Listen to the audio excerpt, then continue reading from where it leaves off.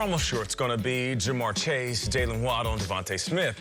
But the competition is wide open after that. And in today's Burr lesson, I'm going to show you why one of these guys is my favorite for the 4th spot, and that's Florida wide receiver Kadarius Toney. Okay.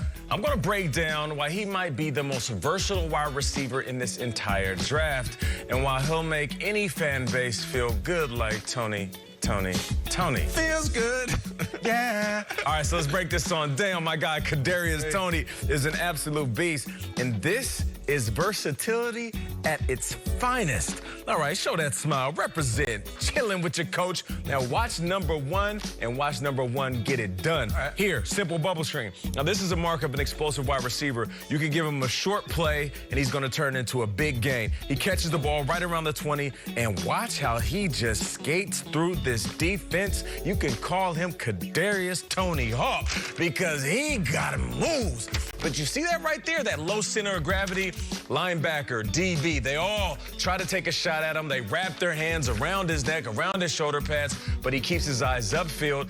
The defenders, merely obstacles. He's trying to get to the end zone. So you have to love the fact that the run after catch is big with Kadarius. All right, what about the jet sweep? This is one of the most popular plays in the NFL right now. So you know wherever he goes, this is how a team will use him. Now watch this right here. He tries to shake the guy, but it's too late. Defender is right in his face.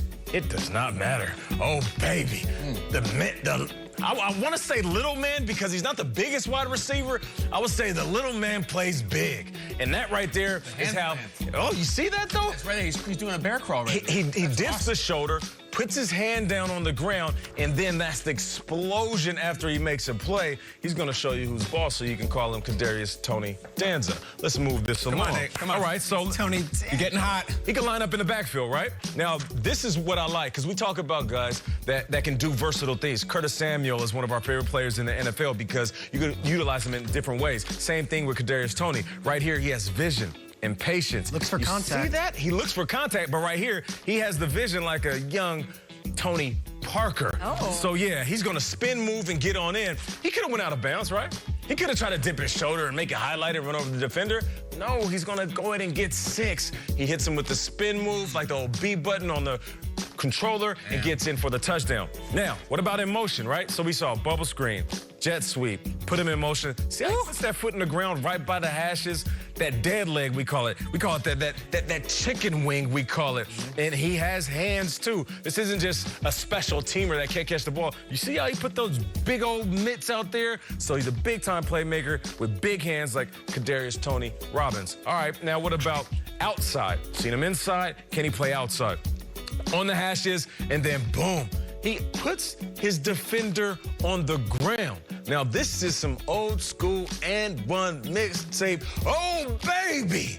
And shuts the defender down by hitting him with the 1-2 step, wide open, gets in the end zone. Now, listen, Tony is going to make you feel good, but this is not the end of it. Now, right here, this is what I like the most. Pure speed. This dude is like a race car, so it's something like Tony Stewart.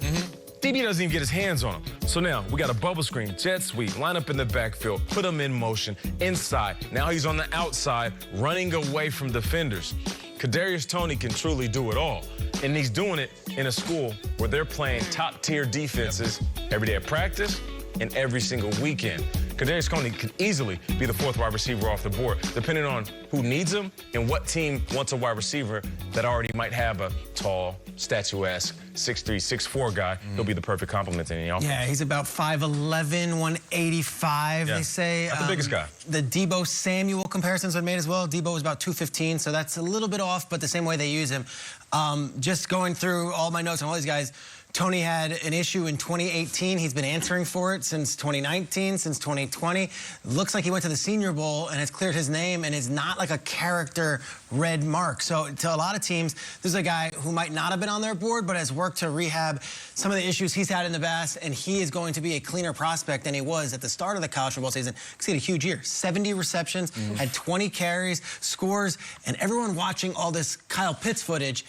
I've had multiple teams tell me, it's like, what do you got on Tony? Well, you watch the Kyle Pitts footage and you always come away saying, it's not just Kyle Pitts. Number one, Kadarius Toney is excellent as well. He can go fourth wide receiver off the board. In my mock draft, I put him in New Orleans, which I thought would make sense. An explosive player that he can add. And like you said, Michael Thomas could be that big, I guess what, insider guy? What would you call it? Like inside guy? Chain mover. Yeah, and this is your speed guy. I'd be surprised if he fell out of the top 50. I think he's definitely a top 50 pick. I see in a lot of mocks and a lot of conversations, I see him mocked to Chicago for the same reason. It's never mind the Michael Thomas and just put Allen Robinson in there. And Allen Robinson is rock solid. He's huge. He moves the chains, but he doesn't do those things you're doing. I love him, but Toney does the thing where you make the 2-yard catch and go 80 yards with it, and they haven't had that in the Bears for a long time. It looks like a really good pick if that's the fourth guy. I got to tell you, Nate, I feel better about him as a prospect than I did 10 minutes ago. That was a really good sell job. I really do.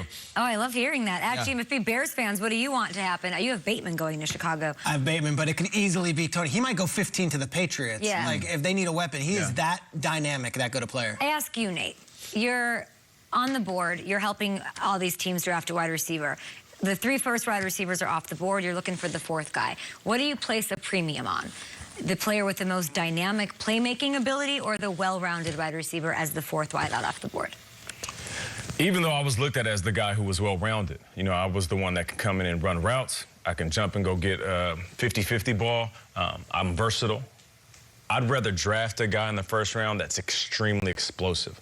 I want a dynamic player, a game changer. That's why the Jerry Judys, Henry Ruggs, they were so appealing because it wasn't just the speed. It was what can we use this guy in my offense for. Like when I came in, I wasn't doing the jet sweeps and running out of the backfield. That just wasn't my style of play.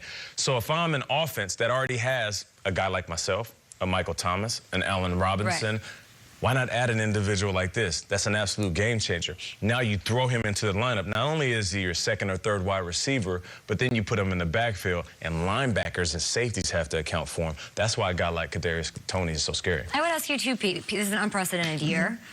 Not a lot of FaceTime with all these. Like, if prospects have things they want to discuss or clear or whatever, like, how are they doing that? Via FaceTime? Like, the opportunity is less this year, right? FaceTime, a lot of communication over Zoom, but also the Senior Bowl was so important for a lot of these guys. And he decided to play in the Senior Bowl. He was with the Carolina Panthers coaching staff. So any chance that these guys could clear their name or explain who they are or describe, this was it. And when I'm talking about Toney, it's nothing crazy. It's a situation that he had to deal with in 2018.